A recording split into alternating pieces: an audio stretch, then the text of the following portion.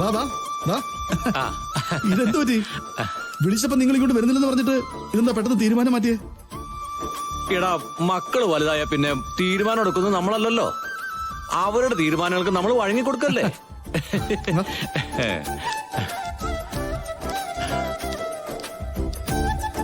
വാടോ, ഇരിക്കേ ഇരിക്കുമോനെ. മോളെ വയ്യാത്തോണ്ട് വന്നോട്ടെങ്കിലും കിടന്നു. ഓ, മോളെ വിളിക്കേ. വേണ്ട, മോളെ വിളിക്കാൻ വരട്ടെ. ഞങ്ങളിപ്പോ വന്നതേ നിന്നോടൊരു പ്രത്യേക കാര്യം പറയാൻ വേണ്ടിയാ. എന്താടാ? നിങ്ങൾ തമ്മിലൊരു വാക്കുണ്ടായിരുന്നു പറഞ്ഞത് ഞാൻ ഇപ്പോഴാ കേൾക്കുന്നത്. പക്ഷെ പോകാൻ തീരുമാനിച്ചപ്പോ ആ വാക്കങ്ങ് സീരിയസ് ആക്കിയാലോന്ന് ദേ ഇവനൊരു ആലോചന.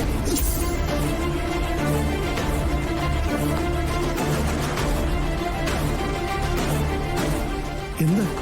എന്ന വളച്ചിട്ടില്ലാണ്ട് കാര്യങ്ങൾ നേരെ അങ്ങ് പറയാം. മോന് നിന്റെ മോളെ വളരെ ഇഷ്ടായി.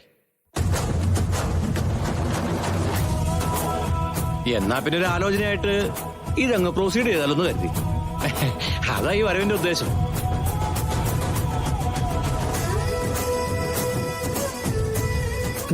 ഇതിപ്പോ ഡബിൾ സർപ്രൈസ് ആയല്ലോ. സത്യം പറഞ്ഞാൽ മോളുടെ വിവാഹം ഉടനെ നടത്തണമെന്ന് പൂജാരി എന്നോട് പറഞ്ഞായിരുന്നു. അവളുടെ ജാതകം അനുസരിച്ച് പെട്ടെന്ന് നടത്തണമെന്ന്. അപ്പൊ പിന്നെ നമ്മൾ പരസ്പരം കണ്ടത് ഒരു നിമിത്തമായിട്ട് കരുതിയാ മതി. അല്ല, ആലോചന ഞങ്ങൾ അങ്ങോട്ട് വെച്ചതാ. എതിർപ്പ് എന്തെങ്കിലും ഉണ്ടെങ്കിൽ നിനക്ക് പറയാൻ കേട്ടോ.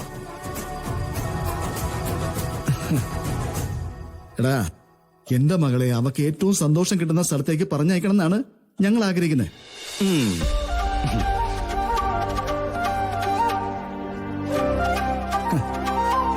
അത് നിന്റെ അടുത്തേക്കാണെങ്കിൽ പിന്നെ എനിക്കെന്ത് സംശയിക്കാനാ? പക്ഷെ ഒരേ ഒരു പ്രശ്നം മാത്രമേ ഉള്ളൂ. അതെന്താ? സത്യം പറഞ്ഞ അച്ഛനമ്മമാര് പറഞ്ഞു സമ്മതിപ്പിച്ച് പെൺകുട്ടിയെ ഒരു വിവാഹ പന്തലിലേക്ക് കൊണ്ടുവരുന്ന സിസ്റ്റത്തോട് പണ്ടേ എനിക്ക് എതിർപ്പാ. ഹലോ ഹലോ മോളിക്കുട്ടി, നീ എവിടെ? ഞാനിവിടെ ദുബായ് മാമന്റെ അടുത്തുണ്ട്. ഇവിടെ ഒരു പ്രശ്നമുണ്ട്. അവളെന്താ അവിടെ വല്ല പ്രശ്നം ഉണ്ടാക്കിയോ? അതല്ല, കുഴപ്പം വന്നിരിക്കുന്നത് ശ്രീനിവാസ് സാറിന്റെ ഭാഗത്തുനിന്നാ. അമ്മ, എന്താ കാര്യം? ഞങ്ങൾ രണ്ടുപേരും കേൾക്കുന്നുണ്ട്. ശ്രീനിവാസ് സാറ് കൃഷ്ണമോൾക്കൊരു ആലോചന കൊണ്ടുവന്നിരിക്കേ. ആലോചനയോ? വിവാഹാലോചന. മോളിക്കുട്ടി, നമ്മള് കുറച്ചു മുമ്പ് അമ്പലത്തിൽ വെച്ചൊരു പയ്യനെ കണ്ടില്ലേ? അവന്റെ കുടുംബക്കാരെ. ഇപ്പൊ അവരിവിടെ വന്നിരുന്നു. അവന് ഗാഥയെ ഇഷ്ടപ്പെട്ടെന്നും വിവാഹം കഴിക്കാൻ താല്പര്യമുണ്ടെന്നും പറഞ്ഞു. ആഹാ, അത് ശരി. ഇതിനിടയില് അങ്ങനെയൊക്കെ സംഭവിച്ചോ? എന്നിട്ട് ശ്രീനിവാസ് സാർ കരുതുന്നത് കൃഷ്ണമോള കൂടെ ഉള്ളതെന്നല്ലേ. സാർ അവർക്ക് വാക്കു കൊടുത്തു. ഗാഥയോട് പറഞ്ഞപ്പോ ഗാഥ സമ്മതിച്ചില്ലേ.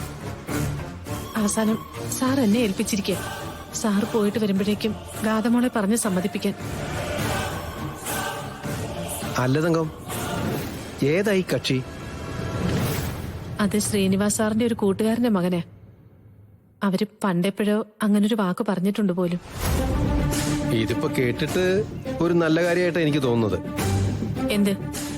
ഗാഥമോളുടെ വിവാഹം നടത്തുന്ന കാര്യോ? അതെ തങ്കം, മനസ്സ് ശാന്തമാക്കി ഒന്ന് ആലോചിച്ച് നോക്ക്. ശ്രീനിവാസൻ സാറിന്റെ കൂടെയുള്ളത് ഗാഥയാ. ഗാഥയ്ക്ക് ഈ വിവാഹം നടക്കുകയാണെങ്കിൽ നവീനും കൃഷ്ണമോൾക്കും ഒന്നിച്ച് ജീവിച്ചൂടെ?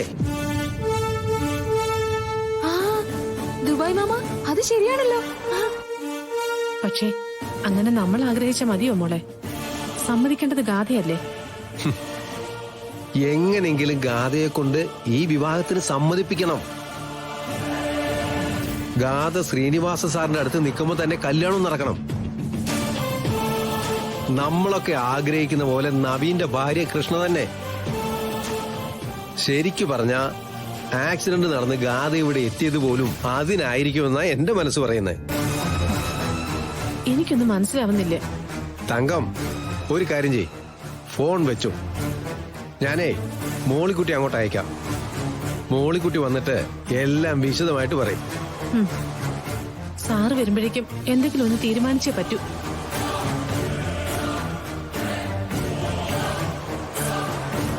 മോളിക്കുട്ടി, നീ അങ്ങോട്ട് ചെല്ല്.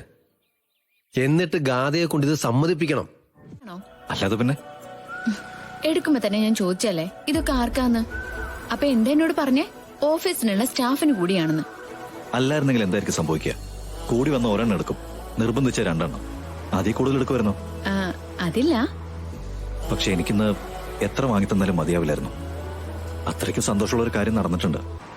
ഓ, ബിസിനസ്സിലാ? ആ, ബിസിനസ്സിൽ തന്നെ.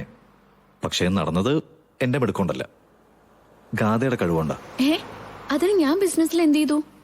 അന്നൊരു ദിവസം ആ ഓർഫനേജില് പുതിയൊരു ബിൽഡിങ്ങിന്റെ പണിക്ക് താനൊരു പ്ലാൻ വരച്ചില്ലേ, അത് അപ്രൂവ് ചെയ്തു.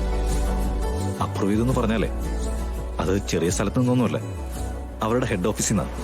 ഓ, ആണോ? അതെ. പിന്നെ കൊള്ളാവുന്ന ഒരുപാട് ഓഫറുകളുണ്ട്. അവരിനി നിർമ്മിക്കുന്ന മിക്ക കെട്ടിടങ്ങളുടെയും കോൺട്രാക്ട് ഇനി മുതൽ നമ്മുടെ കമ്പനിക്കായിരിക്കും. പക്ഷേ അതിനവരൊരു നിബന്ധന വെച്ചിട്ടുണ്ട്.